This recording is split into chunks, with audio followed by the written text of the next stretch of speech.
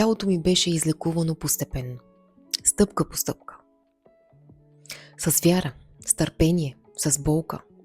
С моменти, в които мислех, че нищо не се променя.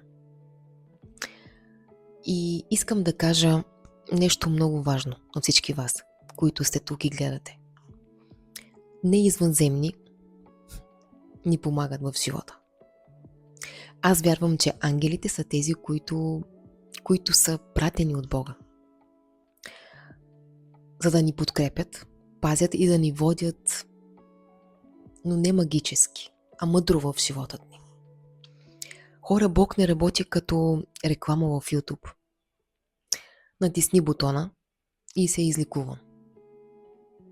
Бог работи през процес, през сърцето, през осъзнаването в живота ни. Някои от тези хора са платени, други търсят гледания.